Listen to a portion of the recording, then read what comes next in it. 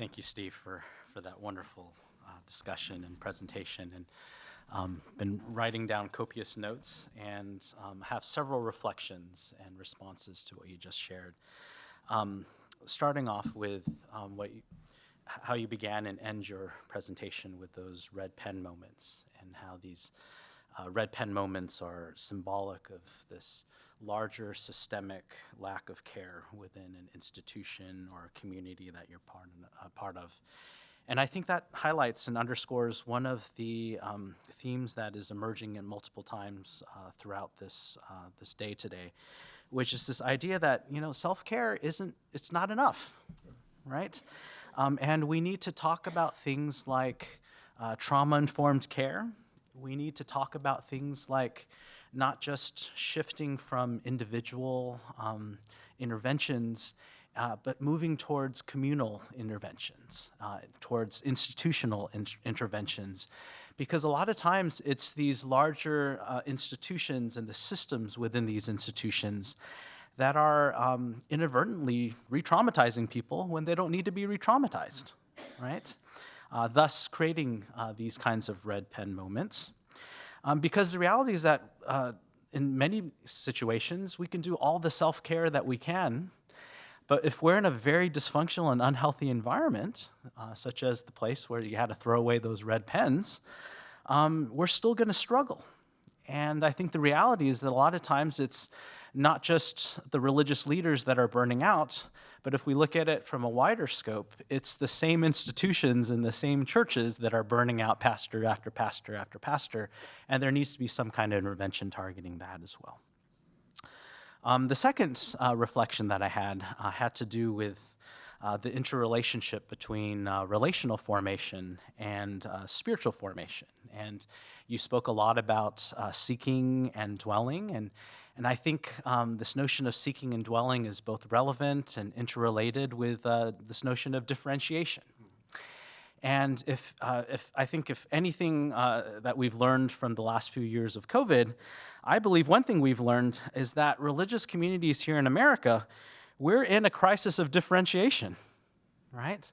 On one hand, we have religious communities that are becoming increasingly polarized and segregated, and Sunday morning, as some sociologists have have pointed out, is the most segregated hour of the week. So a lot of our religious communities are functioning like echo chambers, where we meet with other people who look like us and think like us. And I don't know if we're cultivating things like independent thought or critical thinking, and we're not encouraging people to think critically, especially when something like that is important.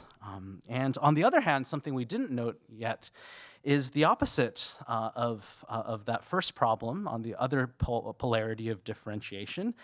It's those other individuals who are looking at the mess in American religion and saying, I don't want anything to do with it. People who have grown up in religion and are seeing the polarization and saying, I don't want to be a part of it. And they're leaving congregations and leaving churches. And they're asking questions like, well, if we can pull this off just by watching Zoom and by doing this alone, why bother meeting together and worshiping with other people again? And I think that's another part of the crisis. And I think one of my last reflections has to do with the many pathways for the future that you pointed out. And I believe with you that perhaps humility is one of the central salient pathways to go. And this question of how do we actually cultivate humility individually, from personal humility among religious leaders, and also to ask the question institutionally and communally, how do we cultivate a communal embodiment of humility as well? How can religious communities embody this kind of virtue and this kind of character trait? And I think if we are to take a challenge and problem like that seriously, it's got to be all hands on deck. And it's got to be interdisciplinary, multidisciplinary. We need insights from multiple professions to do a robustly address this issue. I know Dr. Kaptari is going to have some questions here in a minute. Let me ask you briefly about one thing, though. Dave, your presentation had so many great research findings and themes. I would guess there were others like me who were really intrigued with what you described about some of the religious leaders you have as clients. Yeah. And I don't know what you'd call it, a sort of the technique to get them to reflect on how their own stance sounds. And it's kind of an interesting confrontation Yes. with their self-critical dialogue. Could you say just a little more about that? Sure thing, sure thing. If I remember correctly, it might have come up in discussion about self-compassion, Yeah. and I I wrote my dissertation in graduate school on self-compassion and mindfulness, and one of the core facets or competencies of mindfulness practice is to be able to observe yourself or observe your thoughts, your internal states from the third person.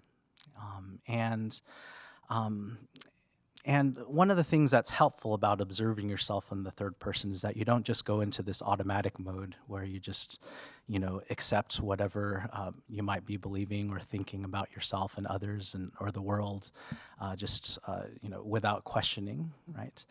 And a lot of the work that us therapists do is we bring the implicit and we make it explicit.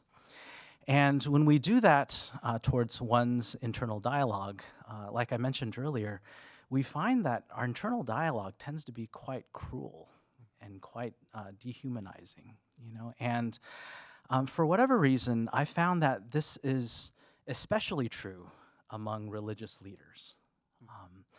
I think we can have a whole conversation about, guessing and hypothesizing why this might be the case, but maybe just starting with the observation that for whatever reason, religious leaders oftentimes will engage in excessively cruel negative self-talk, and you have to wonder, where is this coming from?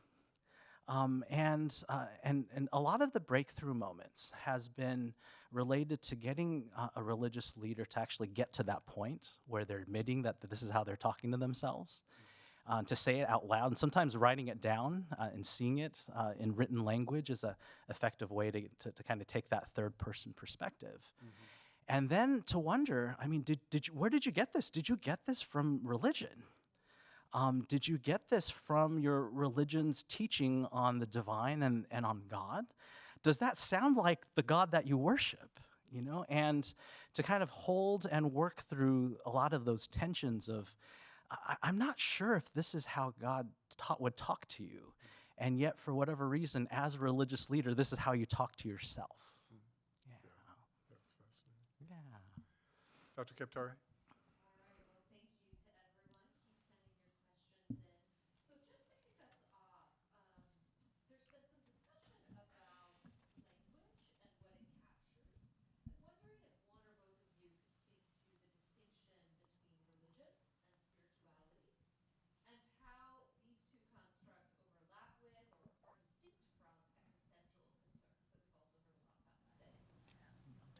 Yeah. Well, yeah, of course, that's another rich discussion. These are such great questions we're getting today. It's complex. There's many different answers to that. I tend to think of existential as perhaps the most inclusive of the categories, which can reference these kinds of existential predicaments that Yalom and others describe, death, making meaning of life, dealing with a sense of freedom versus responsibility. And those predicaments we can make meaning of with or without spirituality or religion. They're part of human dilemmas. Spirituality, from our relational spirituality model, we tend to describe as ways of relating to whatever a person considers sacred or ultimate, which the sacred or what's ultimately important to someone could be defined in a religious context or certainly not. Some people might not think of that even as spiritual, but we're really interested there in what someone considers ultimately important, what matters to them most, what they consider, as David Schnarch would say, near and dear to their hearts. That's, I guess, what I mean by the sacred. Religion also is complex, right, Dave? It's defined in many ways.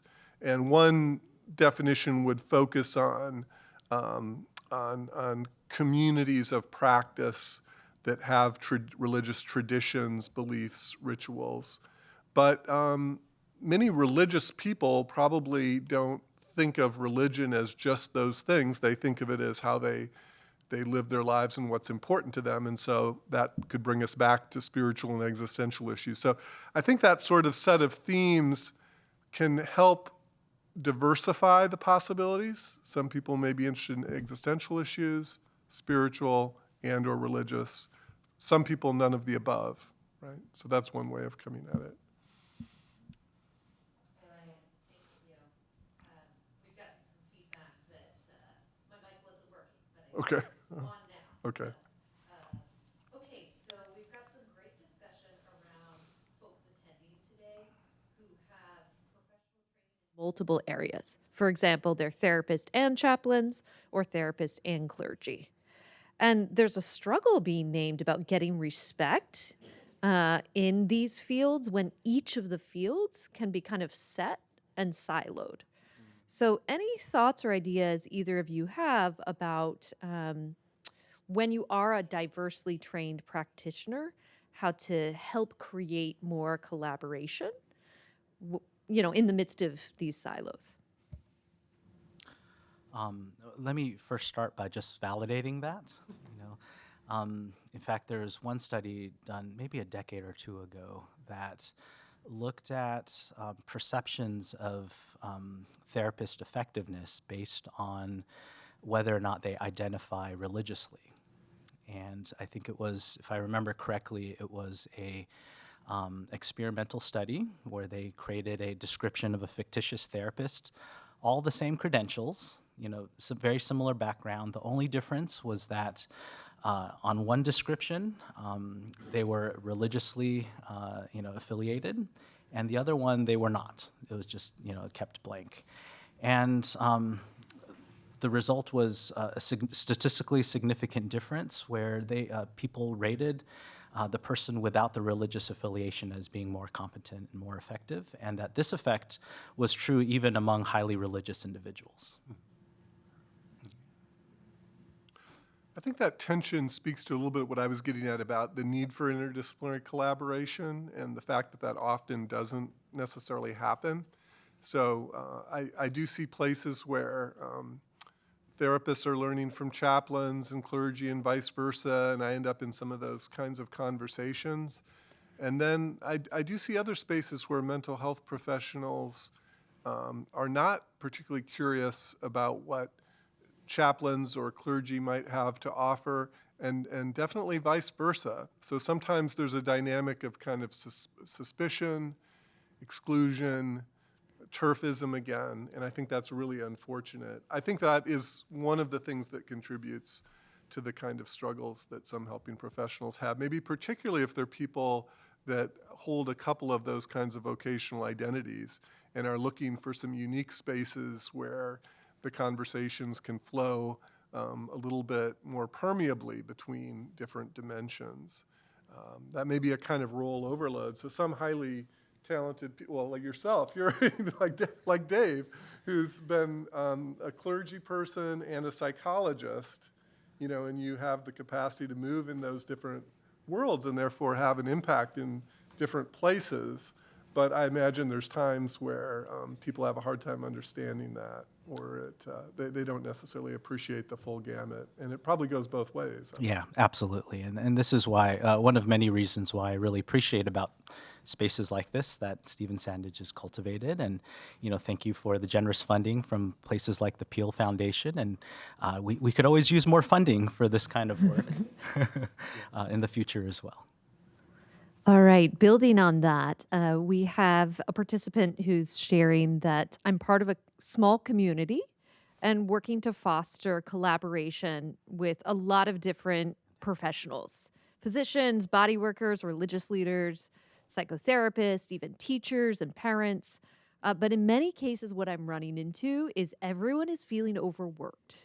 So how can we try to collaborate in a way that doesn't feel like it's an additional obligation or responsibility? I think perhaps some of the challenges stem from how organizations are organized. You know, we have a department of theology, we have a department of social work, we have a department of psychology, we have a department of chaplaincy, and each of them are distinct and have their own line items and have their own budgets and have their own rubrics for evaluating effectiveness. And they are set up in a way that is, you know, modeled after the German education system, which everything is siloed and disconnected from each other. And I think one of the systemic ramifications of that is when we try to build bridges, it's like we're sacrificing our careers because we're doing things that are not caught very well by these rubrics. You know, so we're going based on our values rather than based on the metrics that we're often evaluated by. And that's one of the areas where perhaps we can reshape organizational culture, is to actually build in and reinforce and reward people for work like this that will tend to, I believe, have a higher impact on communities and the world as well. Yeah, Dave, I would agree that I think it's helpful when systems and organizations see some of this kind of dynamic of creating spaces for connection and growth together as part of the work. I'm grateful that the Danielson Institute does that, and would like to certainly see that more in systems where that kind of intentionality is part of the work. I would also, I guess, say, since some systems don't offer that, maybe this is kind of an obvious point, but I think that it really can behoove folks to try to even find an hour a month with a couple of other colleagues that are, you know, in my language, dwellers and seekers. They're good at connecting, they're good at exploring, they're open to facing tricky, difficult issues. They want to grow in diversity competence. Even an hour a month of doing that on a regular basis, I think could make a difference. And if my own system doesn't provide something like that, I think it might be pretty important that I try to see if there's a way of cultivating that. I've been with the same peer consultation group clinically for 13 years. We meet monthly. What is that, 100 and some meetings over that time? I mean, we're really close. It's rejuvenating to be together, right? And we actually don't pay anybody anything to do that. So that's not enough, but I think it's a step. Fantastic. Great. Let's see if we can get at least one more question in there before Yeah, we're we're out of close to time. break. So, switching a little bit more to the perspective of working as a therapist, therapists are most often trained to focus on providing care to the client, the couple, or the family, right? And you said a lot about systemic and communal interventions. Could you share a little bit about the potential here and implications for those who are working as therapists for collaboration? As a graduate student, I remember reading some fellow counseling psychologists from DePaul University, I believe, Vera and Spate, and they talked about how so much of our work in individual psychotherapy is about repairing the consequences of these larger societal systemic barriers and challenges. So for example, you know, like several of my colleagues talked about the mental health implications of systemic racism, you know, and I think they raise a very pertinent question. Well, you know, it's nice for us to work on the repair of these things after the fact, but if we really are about changing the world and making it a better place, shouldn't we also engage more in the preventative side as well, so that we're not constantly working on the repair, but we're also addressing the fundamental issue as well, so that there aren't in the future at some point aren't going to be as many people who have to struggle through things like this. Yeah, quickly, a couple possibilities come to mind. I talked to a psychologist recently who has led a group with clergy for about 9 years, kind of fell into that. And they pay a little something, each of them, to be part of a group. It's not got a real therapy focus to it. It's got kind of a relational consultation focus to help kind of create the sort of dynamics we're talking about today. And that's a clinician who decided to spend part of his clinical load doing that kind of work. Certainly the chaplaincy group project at Danielson that I described that many of our clinicians got involved in, and we sort of fell into that with the initiative of Shelley Rambo, is another kind of example of something that may not seem obvious for clinicians to do, but what if other clinicians were providing groups for clergy and chaplains who are on the front lines, not to tell them how to do chaplaincy or clergy work, but to try to help shape relational spaces where people can process the stress and connect with each other. And to explore ways that could go the other direction as well. What if mental health clinics and practitioners were open to consultation from clergy and from chaplains about their expertise, which I think doesn't happen enough. So it seems like there would be possibilities if we think a bit outside the box and get out of some of the normal routines.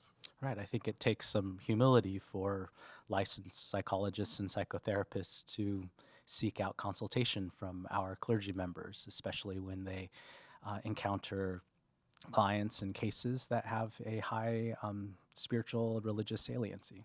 And in some contexts, there's ways that, of course, it would be challenging to do that in a pluralistic way that draws in clergy from different traditions to respect diversity and to give clinicians exposure. But that could be part of a kind of spiritual and religious competency training that could be intentionally engaged to integrate diversity into that, right? Yeah, agreed. Well, I think we're up against time for another break. Oh, did you want to do one more? Yeah, couple I minutes? guess I'll Okay. just say something that I think will kick got a off couple our minutes. larger panel. Okay. There's a lot of comments being made about the need for systemic change. And so we'll get to more of that, but if I can just ask one real quickly. Sure. From a clergy person, asking about where do you start when you have responsibility and oversight for, a conference in a religious context. What's a starting place on the institutional side of things to begin to change systems that are not supportive of clergy?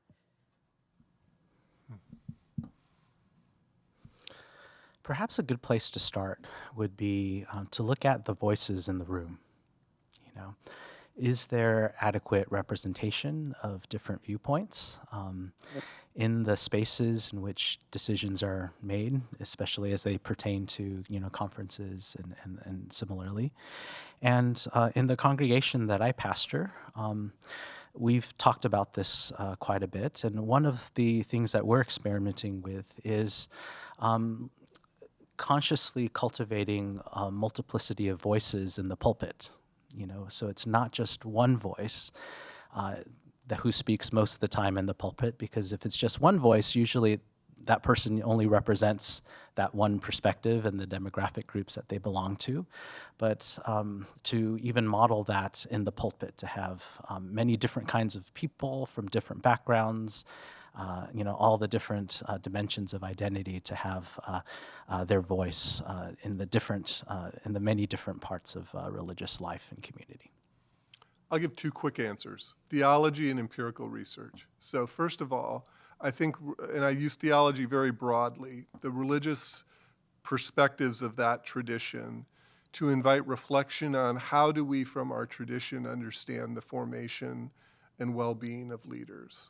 Sometimes some groups will kind of realize we don't necessarily reflect on that a whole lot, or we have some ideas, some beliefs that are kind of hard to operationalize and integrate with real life. But that's sort of, what are your beliefs about leaders? And can we submit that to some people that know about the kind of stuff that Dave does to sort of think critically? And then survey level or research that some data gathering of how is it going? Because as we've been hearing about today, especially from what you've raised, many religious leaders are struggling terribly. I mean, we don't have to look hard.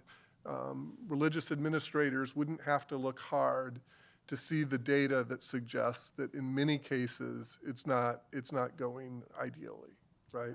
And so that kind of, let's be accountable to what's happening on the ground and create some feedback loops for that, and let's reflect on what we really believe and what our understandings are about this. And I think those would be two great points for religious groups to grapple with. Okay, let's take a break. 15-minute break before we go to the final panel. We're going to end the day with a panel with all the speakers. We're going to interact together, field some more questions. It's going to be fun. So we'll be back in 15.